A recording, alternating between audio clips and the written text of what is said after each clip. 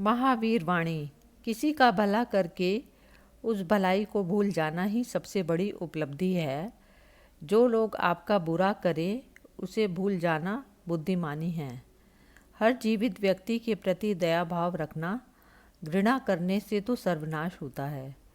मनुष्य के दुखी होने की वजह खुद की गलतियां ही है। जो मनुष्य अपनी गलतियों पर काबू पा सकता है वही मनुष्य सच्चे सुख की प्राप्ति भी कर सकता है। कठिन परिस्थितियों में घबराना नहीं चाहिए, बल्कि धैर्य रखना चाहिए। एक व्यक्ति जलते हुए जंगल के मध्य में एक ऊंचे वृक्ष पर बैठा है। वह सभी जीवित प्राणियों को मरते देखता है, लेकिन यह नहीं समझता कि जल्दी ही उसका भी यही हश्र होने वाला है। आपका इस दुनिया में कोई शत्रु नहीं है, बल्कि असली शत्रु तो आपके भीतर मौजूद हैं। वे है क्रोध, अहंकार, लोभ, घृणा। सबसे बड़ा धर्म अहिंसा है। इस नश्वर रूपी संसार में आत्मा सदैव अकेली ही जाती है, अकेली ही आती है। आत्मा का कोई भी साथ नहीं देता और ना ही उसका कोई मित्र होता। अहिंसा ही सबसे बड़ा धर्म है। सबके कल्याण की कामना करता है। हर जीवित प्राणी ईश्वर निर्मित है।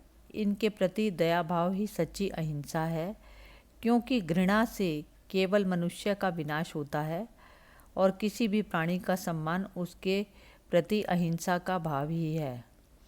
क्रोध हमेशा अधिक क्रोध को जन्म देता है और क्षमा और प्रेम हमेशा अधिक क्षमा और प्रेम को जन्म देते हैं। सभी जीवों के प्रति सम्मान रखना अहिंसा है।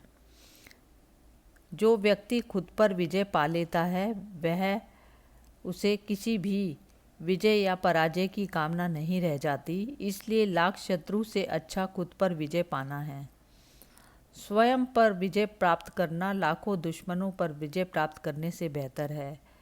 किसी आत्मा की सबसे बड़ी भूल खुद के असली रूप को नहीं पहचानना है, और यह ज्ञान से ही प्राप्त हो सकती है।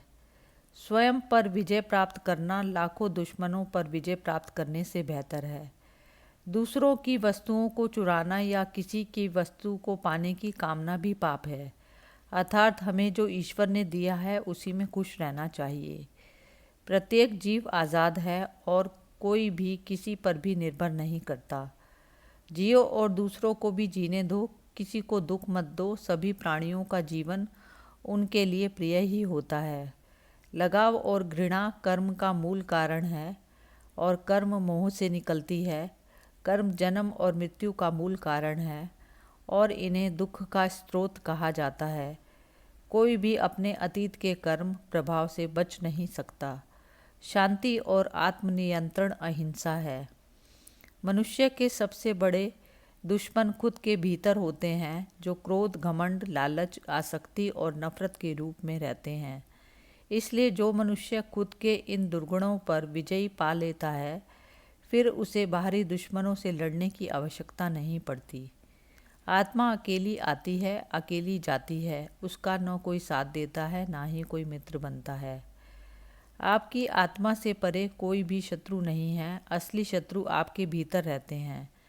वह है क्रोध, घमंड, लालच, आसक्ति, नफरत।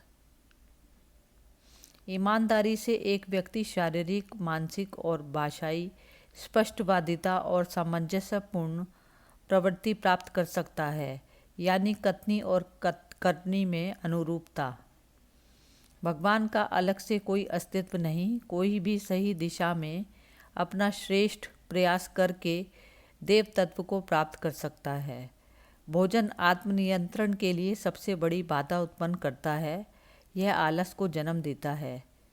एक आदमी जलते हुए जंगल में एक ऊंचे पेड़ पर बैठा था। वह सभी जीवित प्राणियों को मरते देख रहा था, लेकिन वह यह नहीं समझ पाया कि जल्द ही उसकी भी यही दशा होने वाली है।